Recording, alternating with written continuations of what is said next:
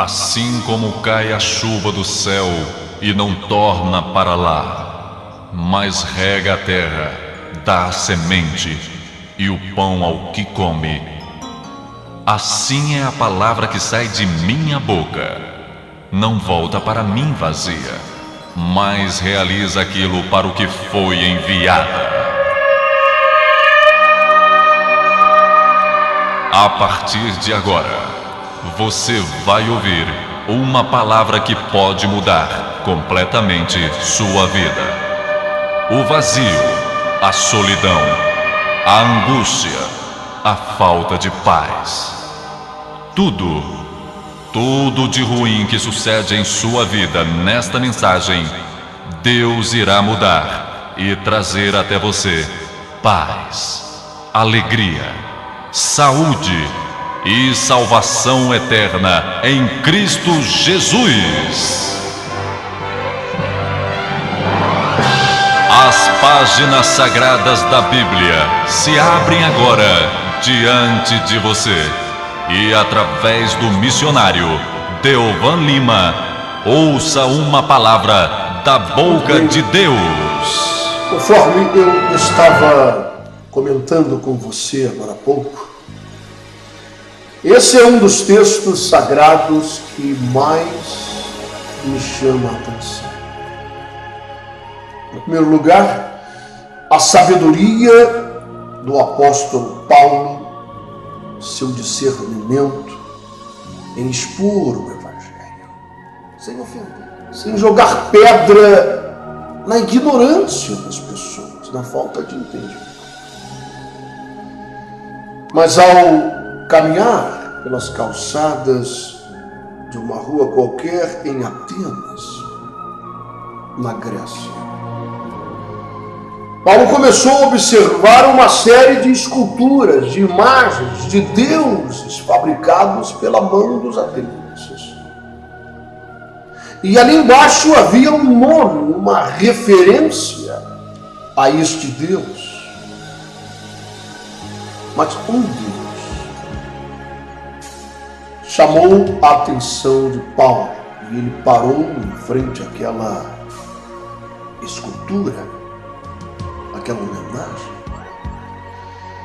E ele ficou olhando porque ao invés de colocarem o nome daquele Deus e a obra que ele realizava, existiam deuses para todas as coisas entre eles: o Deus do amor, o Deus da prosperidade, o Deus do mar, o Deus do sol. Mas este Deus trazia apenas uma inscrição, uma homenagem ao Deus desconhecido.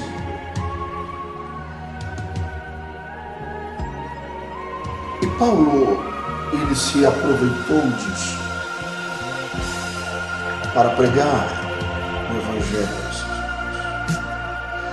E ele disse: olha, este Deus a quem vocês reverenciam sem nem sequer conhecer e saber o seu nome, o Deus que fez os céus e que fez a terra e o mar e todas as coisas que os vossos olhos contemplam e não têm a capacidade de enxergar, é esse Deus que eu quero anunciar. É sobre este Deus e sobre a obra que ele realizou em favor de vocês é que eu quero falar. Então Paulo começou a pregar sobre a vontade de Deus, o pecado do homem, a perdição eterna, o resgate de Deus por intermédio de Cristo Jesus, quando o Pai envia seu Filho para sacrificar-se, para morrer numa cruz, derramar sangue inocente e assim pagar o preço de uma maldição sobre a raça humana. E ela própria se colocou dentro dessa maldição, a maldição da morte, da separação eterna de Deus pelo pecado. E Paulo pregou isso. E Paulo falou desse amor. E Paulo falou desse propósito de Deus de resgatar o homem perdido, o homem que vagueia entre tantos conceitos religiosos, que vagueia entre tantos pensamentos e ideias, que tem um vão, um buraco, um espaço enorme, vazio dentro de si, que não é preenchido por nenhum desses deuses. E Paulo começa a anunciar isso, pregar sobre isso, e aqueles homens vão se quebrantando, e a vida de muitos é transformada, porque esta é a diferença quando você prega na unção do Espírito de Deus. Quando a tua mensagem e a tua palavra, ela não se constitui meramente em palavras de sabedoria humana, mas em manifestações da presença, da unção do Espírito de Deus, que começa a despedaçar mundos, e que começa a tirar vendas dos nossos olhos, e que começa a tocar em nosso cérebro, em nossa mente, e nos dá a capacidade de discernir, de compreender, de entender todas as verdades ocultas aos nossos olhos, que estão ao nosso redor. Mas o que eu quero me deter nessa tarde é sobre essa expressão: um Deus desconhecido. Isso já me levou a meditar e a refletir diversas vezes, e algumas vezes eu já preguei sobre isso, porque essa é uma verdade, é um fato que muitas vezes está lá dentro do coração das pessoas, e elas têm medo de exteriorizar isso, elas têm medo de falar sobre isso, porque na verdade nós não conhecemos a Deus. Eu quero colocar essa expressão entre aspas antes que você comece a murmurar. Não, nós não conhecemos. Nós conhecemos um pouquinho. Nós conhecemos uma Bíblia sagrada, e ali nós temos vários exemplos do agir de Deus e da reação de Deus em relação à conduta das pessoas que conviveram com Ele. Então nós temos pessoas que foram mortas, o chão se abriu e engoliu aquela gente.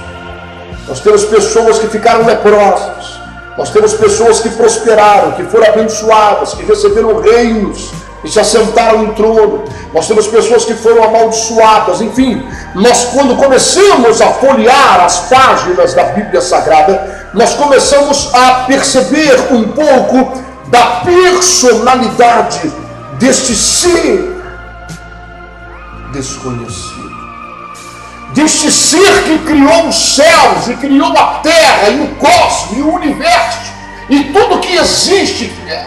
É imensurável o seu poder. Nós temos dificuldade em compreender tamanha grandeza. A nossa mente, ela é finita, ela é pequena, ela é rasteira, e nós temos dificuldade em conseguir dimensionar um ser que pode estar presente em todos os lugares ao mesmo tempo. E nós temos dificuldades em dimensionar um ser que ele sabe de todas as coisas, e ele conhece todas as coisas, e ele anuncia o fim desde o princípio. Ele não pode ser pego de surpresa por fato algum. Ele jamais vai colocar a mão na cabeça e dizer: oh meu Deus, eu não sabia que isso ia acontecer. Não, ele prediz os fatos. A Bíblia diz que ele anuncia o fim desde os primórdios, desde o embrião, desde o princípio, que ele já profetiza o fim de todas as coisas. E a nossa mente, ela é tão pequena, ela é tão finita, ela é tão incapaz, nós somos tão pequeninos, não é? Tão finitos e tão incapazes, que a nossa mente, ela encontra uma dificuldade gigantesca em compreender algo sem dimensão, algo que varre o universo. Os oceanos cabem na palma, na concha da sua mão, a Bíblia diz isso. E quão grande ele é, como diz aquele hino. quão grande és tu. Senhor meu Deus, quando eu paro a imaginar, a pensar, e olho as estrelas, então a minha alma diz, quão grande és tu. Mas o que eu estou querendo meditar com você nessa tarde? Sei que é algo que está no seu coração, que está no meu, de qualquer pessoa. Deus desconhecido. É difícil. Meu irmão, minha irmã, escute o que eu estou lhe dizendo. Preste atenção. É difícil para nós caminharmos sobre as ondas. É difícil para nós. É difícil para nós caminharmos em um terreno desconhecido. Eu fico pensando no coitado de Pedro. Aquele homem de fé, ele disse ao Senhor, quando naquela tempestade Jesus vinha ao encontro deles, ele disse, se tu é Jesus mesmo que está aí, se não é uma assombração, se não é um presságio, se não é um fantasma, então manda que eu caminhe sobre as águas. E Jesus mandou ele andar, e ele começou a andar mesmo. Mas você conhece a história melhor do que eu e sabe que ele começou a afundar, porque ele começou a observar a fúria do vento, e começou a observar aquelas ondas batendo na sua canela, no seu peito, na sua barriga, e ele disse, meu Deus, isso aqui é profundo demais, eu estou andando sobre as águas, o homem não pode caminhar sobre água. E ele começou a afundar, até o momento em que ele estende a sua mão e grita, Jesus, socorre, me ajuda. Me ajuda porque eu estou cheio de dúvidas, de incertezas. Nenhum homem caminha sobre água. O fácil para nós é andarmos sobre o chão, sobre a terra. Não é assim? Eu acho interessante e engraçado, porque nós podemos alcançar uma visão bem mais abrangente das coisas, para que nós possamos entender bem aquilo que o Espírito de Deus ele está querendo falar conosco nessa tarde. Algum tempo atrás, aquele velhinho simpático, aquele Papa João Paulo, que angariou a simpatia do governante, um velhinho simpático. E ele tinha pavor de voar. E todas as vezes que ele chegava no aeroporto, ele descia as escadas, a primeira atitude dele era beijar o chão, para demonstrar que agora eu estou seguro. Eu estava lá em cima e a coisa ali é meio pavorosa. Se der um defeito lá, acontecer alguma coisa no motor, na turbina, não tem quem segura, não tem mecânico lá em cima, vai todo mundo morrer, a insegurança é muito grande.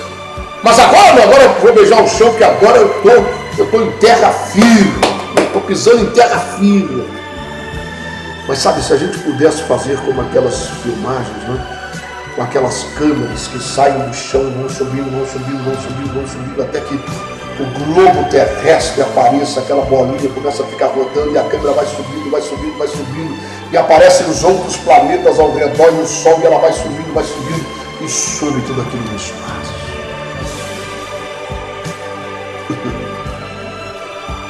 Aí, diante dessa imagem, nós observamos a tolice que é Deus. Ou seja, eu não estou falando mal. Eu entendo a atitude dele. Mas eu estou querendo refletir com você. Não há segurança alguma. Nós, em nossa limitação humana, pensamos que caminhar sobre o chão, sobre a terra, nos traz segurança, sabemos onde estamos pisando, mas, na verdade, se nós olharmos lá de cima, nós veremos que estamos em uma bola que está flutuando em um universo, não há segurança alguma. Mas nós temos essa tendência, nós queremos conhecer o chão que pisamos, nós queremos saber exatamente o que acontece nós queremos saber exatamente o que nos espera, nós queremos saber exatamente aquilo que está nos aguardando. Se eu fizer isso, vai acontecer aquilo, e se eu fizer assim, também vai acontecer daquela outra forma. De maneira que nós queremos amarrar os braços, as pernas e a cabeça. Me desculpe pela comparação, mas é uma forma de ilustrar o que está, na verdade, no coração da maioria das pessoas que se relacionam com Deus e são frustradas. E essa frustração vira em angústia, e essa angústia às vezes vira uma depressão, e essa depressão às vezes afasta a pessoa da fé. Porque essa pessoa, ela quer ter as rédeas na mão, e ela encontra versículos bíblicos que lhes dão base para isso. Mais do que versículos bíblicos, as pessoas encontram pastores que pregam isso, e que eles próprios desejam ter essa rédea nas mãos e terem o comando de Deus. E eles começam a procurar versículos bíblicos que dizem: tudo que ligardes na terra será ligado no céu, que desligardes será desligado, tudo que pedidos em oração em meu nome o Pai concederá. Pedid a-se-vos-á, buscai e achareis, batei e abri-se-vos-á. Tudo que disserdes, se creres no vosso coração, eu vos digo, assim será feito. Mesmo que vocês mandem que esse monte se erga e se lance no mar, se não duvidardes, eu vos digo, assim será. Porém, a mão sobre os enfermos e os curarão. Em meu nome expelirão demônios e ressuscitarão os mortos. De graça recebei, de graça dai. E por aí vai, há uma lista enorme. E as pessoas saem a cata desses versículos, porque a Bíblia Sagrada é o único recurso que nós temos para conhecer a Deus.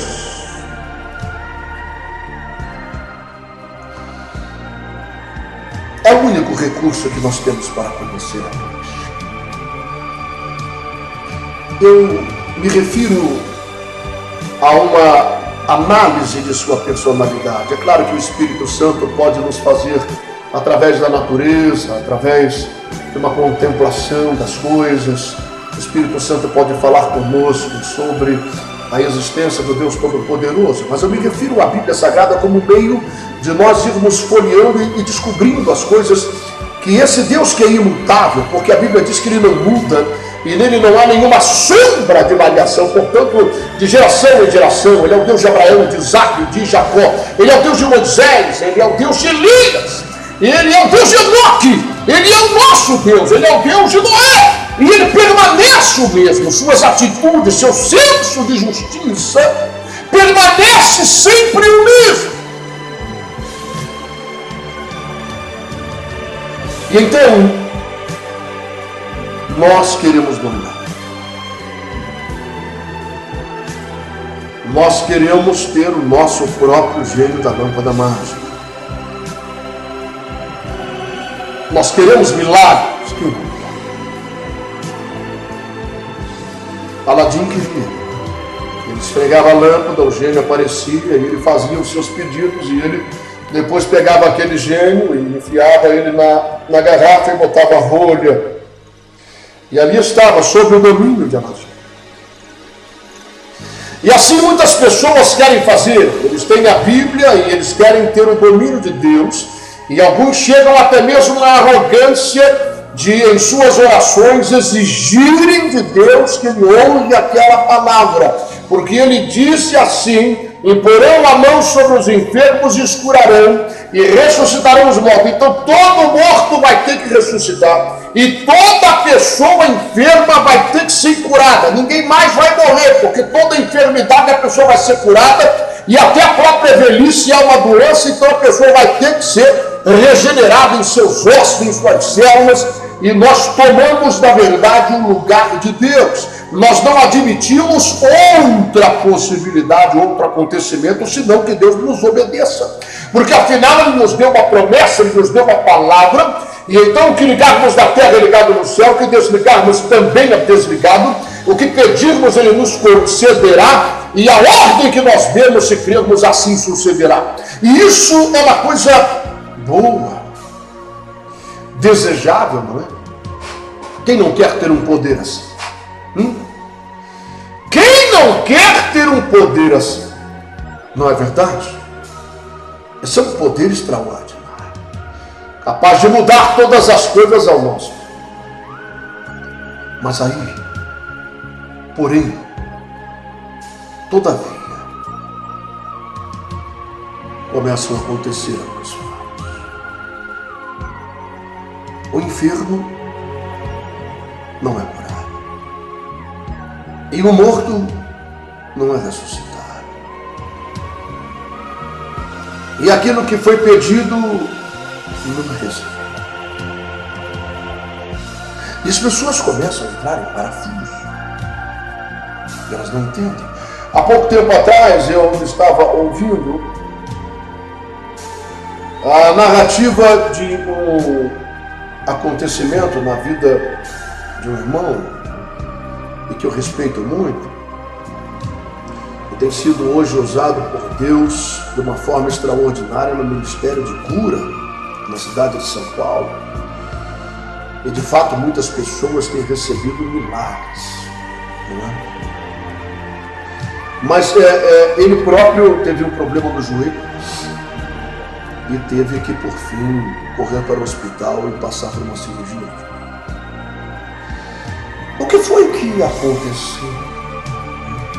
E por que nem todas as pessoas são de fato curadas e muitos voltam para casa em suas velhas cadeiras rodonas? Por quê? Faltou fé na sua oração? Faltou fé naquele indivíduo paraplégico ou canceroso que voltou para casa com o mesmo câncer? Ou no seu próprio joelho, que ele teve que correr para um hospital para fazer uma cirurgia no seu joelho? Acaso lhe faltou fé para que ele próprio fosse curado daquele problema em seu joelho?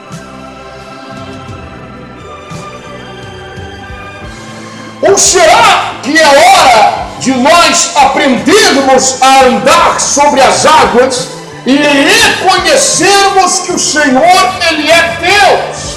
E definitivamente tirarmos essas algemas que nós insistimos em amarrar os braços de Deus e suas pernas, para que Ele não tenha liberdade de fazer aquilo que Ele quer. Mas missionário, a palavra de Deus, ela existe, ela é real, e ela diz que Deus é soberano. E ela diz que nós devemos sempre afirmar, Tiago fala isso, ele diz: sempre afirmem isso, é se Deus quiser, porque Ele é soberano. Porque Ele tem os seus próprios planos. Não adianta você ligar na terra que o anticristo não apareça. Não adianta você desligar na terra a existência dos falsos profetas. Sabe, existe uma linha de acontecimentos que já estão traçados por Deus, irmão. E eu posso querer usar a Bíblia Sagrada para mudar isso, eu não vou conseguir. Eu posso querer usar os versículos bíblicos para tentar mudar o percurso da história e aquilo que já está predeterminado por Deus, eu não vou conseguir. Eu tenho que entender que Ele é soberano, e eu tenho que entender que todas essas palavras proféticas e reais e verdadeiras que existem na Bíblia, elas têm que se submeter a um fato inegável, se submeter ao fato de que Ele é Senhor, de que Ele é soberano, de que as coisas que nós pedimos e determinamos e comandamos e falamos dessa terra e não suceder, se Ele quiser, se estiver dentro dos seus planos, se estiverem dentro dos seus projetos. Por isso o homem que anda em sintonia com a autoridade, com o controle e o domínio do Espírito Santo, ele não vai abrir a sua boca para ligar coisas que não são vontade de Deus. Ele não vai abrir a sua boca para pronunciar palavras e ligar e desligar coisas que o próprio Espírito Santo convence que aquilo não é de Deus. E assim ele não será envergonhado, porque ele estará em sintonia com o Espírito Santo, que está sobre o comando, Ele está sobre a liderança. É Ele quem tem as rédeas de nossa vida e é Ele quem tem as rédeas dessa nação. É Ele quem tem as rédeas de todos os acontecimentos proféticos que estão sucedendo ao nosso redor. Sabe, a grande verdade é que este Deus é um Deus desconhecido. E é difícil para nós andarmos sobre as águas. Queremos pisar no chão, nos sentirmos seguros. A insegurança não é uma coisa que traga tranquilidade, porque você simplesmente não sabe o que está por vir. Você não sabe o que vai acontecer. Porque está tudo sobre a soberania e a autoridade de um ser que não depende de você, você depende dele. E nós temos que aprender a andar sobre as águas. Sabe, eu estava lembrando hoje de um texto sagrado que eu considero um dos mais profundos, fortes, um dos mais belos de toda a Bíblia Sagrada. Fortes. Que é a história daquele rei que estava doente, gravemente enfermo. E o profeta Elias foi enviado a ele. E Deus deu ao profeta uma palavra. Ele disse: diga ao rei que ele vai morrer. Evidentemente que o rei estava clamando, o rei estava tentando usar algumas pomadas, alguns remédios, chamou os médicos da corte, aquela coisa toda. Ninguém quer morrer. Não quer. Você não quer morrer em plena saúde, em plena juventude. Eu quero morrer em boa velhice, como morreu o rei Davi. Porque nós temos que morrer para entrar no reino dos céus. Não é?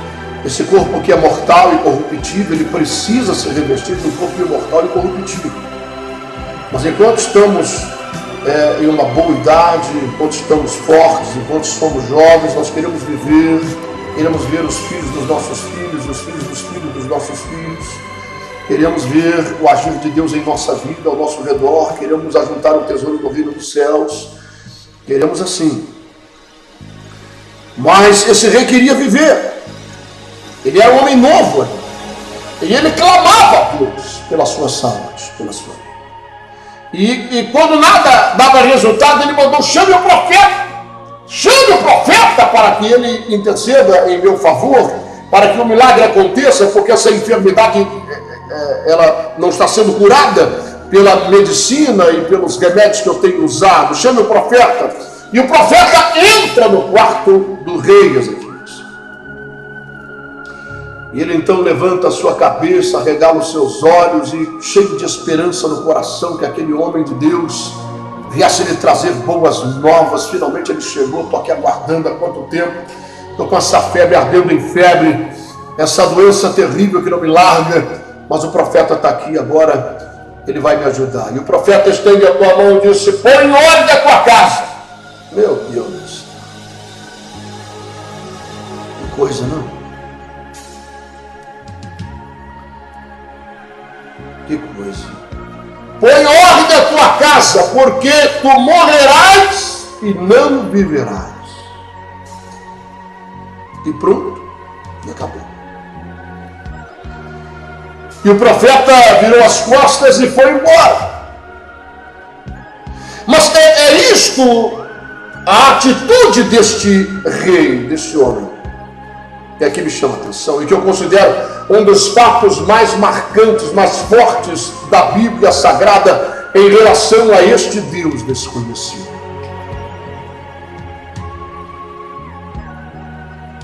Aliás, o rei Davi, depois de tantas experiências que ele teve em sua vida, ele era um homem segundo o coração de Deus, mas ele sofreu um bocado. Se você for pegar as Escrituras Sagradas e você for examinar a vida do rei Davi, você vai ver que ele sofreu muito. Consequência de seus erros, claro, não é? Isso é evidente. Deus é bom. A essência de Deus é o amor.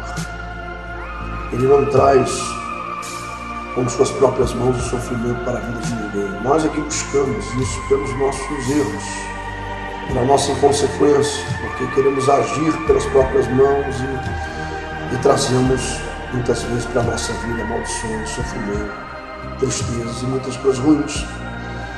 Não é? Davi sofreu um bocado, mas depois de muitas experiências em sua vida, ele escreveu uma coisa que é exatamente a experiência dos reis. Ele disse assim: há um coração contrito e quebrantado, Deus não desprezará.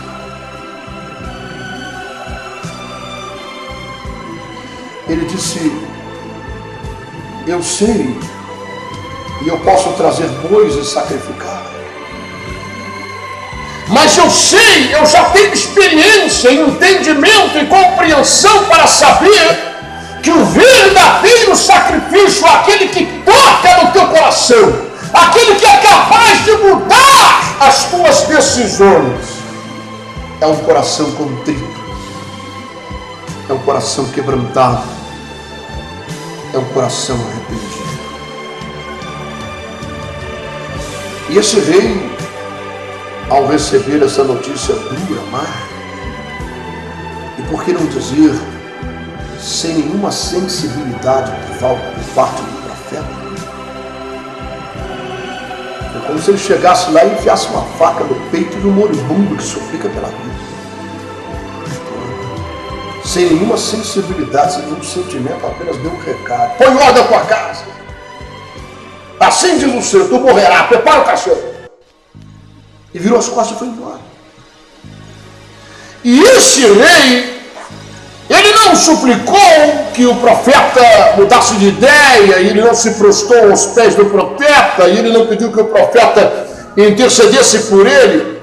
O profeta cumpriu a sua função e ele recebeu uma revelação de Deus e trouxe essa revelação e entregou e foi embora. Já havia cumprido a sua função.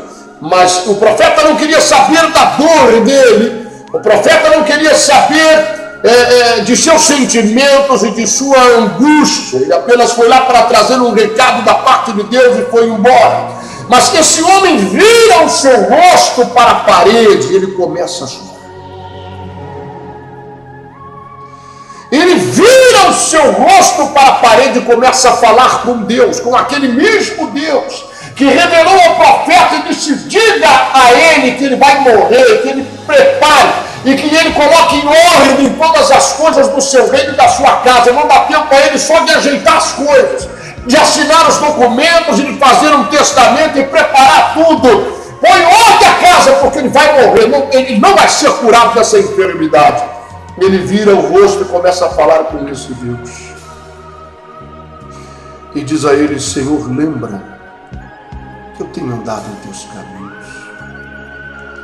Lembra que eu tenho procurado te servir com integridade. E enquanto ele derramava ali as suas lágrimas, enquanto ele chorava ali com o rosto virado para a parede, veio a voz de Deus ao profeta mais uma vez. E Deus disse a ele: volta e entra novamente na casa do rei. O profeta, ele deve ter pensado assim: bem, Deus, eu só quero que eu ajude na cerimônia fúnebre, tome alguma providência do sepultamento. Já morreu o homem lá, eu acabei de sair, já morreu. E Deus disse: não, volta e diga a ele que eu mudei de ideia. Diga a ele: eu ouvi a tua oração, eu vi o teu gemido, eu vi o teu quebrantamento, e vou te dar mais 15 anos. Sabe, isso aqui é extraordinário. E eu encontrei na Bíblia Sagrada e na vida do homem segundo o coração de Deus, o rei Davi, uma experiência que é a única capaz de nos alicerçar nas ondas do mar que nós devemos andar. seria como uma prancha. Isso. Seria como uma prancha de surf. Navega sobre ondas poderosas e sobre o mar. Mas dado a nossa pequenez, dado a nossa mente limitada, nesse relacionamento com um ser que não tem limites e que é todo poderoso, nós precisamos pelo menos dessa prancha para nos sentirmos mais seguros. Tendo em vista que temos grande dificuldade de andar sobre ela. E essa prancha, Deus, Ele me mostrou, está no Salmo de Davi. Porque Davi, quando escreveu o Salmo que leva hoje, o número 23, o Salmo é uma canção, é um hino composto por Davi para adorar a Deus. E ele diz: o Senhor é o meu pastor, nada me faltará. Ele está falando de coisas sobre a personalidade de Deus. Ele está falando, ele está se referindo à personalidade desse Deus. Ele diz: Ele é o meu pastor, Ele cuida de mim. Nada vai me faltar. É Ele quem me leva aos verdes pastos, às águas tranquilas. Ele refrigera a minha alma. Ele faz o meu cálice transbordar. Ele unge minha cabeça com óleo. Ele prepara uma mesa diante de mim, na presença dos meus adversários. Veja, tudo isso que Davi está falando é correto, é bíblico, é real. Ele conhecia o caráter, a personalidade de Deus, e por isso que ele está falando dessas coisas. Mas ele diz mais, e isso é que é importante. Ele sabe que a vida dele poderia não se constituir apenas de sombra, de água fresca, de verde pasto, de água tranquila, de mesa preparada, de cálice transbordando, de azeite na cabeça. Ele sabe, ele conhecia perfeitamente. E ele disse: ainda que eu ande pelo vale da sombra da morte, ou seja, isso pode acontecer, tragédias podem vir, podem se abater sobre a minha vida, ainda que eu ande pelo vale da sombra da morte, não temerei mal algum, porque eu sei que tu estás comigo. Tua vara e teu cajado me confortam. E aí então o rei Davi, ele disse algo extremamente importante. Essa é a nossa prancha. É a única certeza que nós podemos ter sobre esse Deus desconhecido. Não sabemos o que ele pensa de verdade. Não sabemos de verdade. Não sabemos de verdade o que ele está planejando. Conhecemos alguns versículos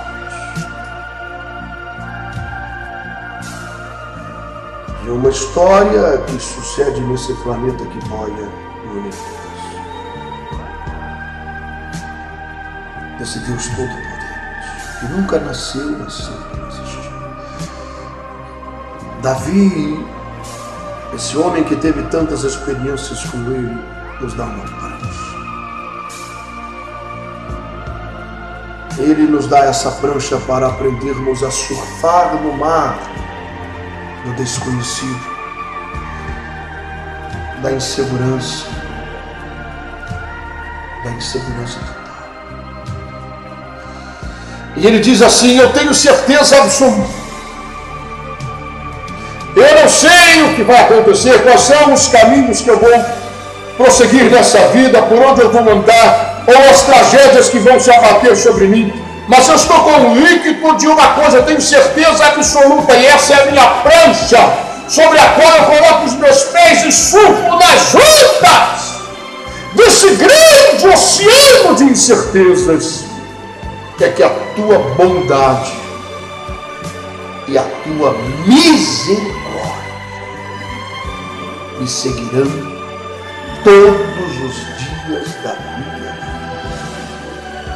E no final de tudo, eu habitarei em uma casa. Creia nisso, meu irmão. E surfe você também nas ondas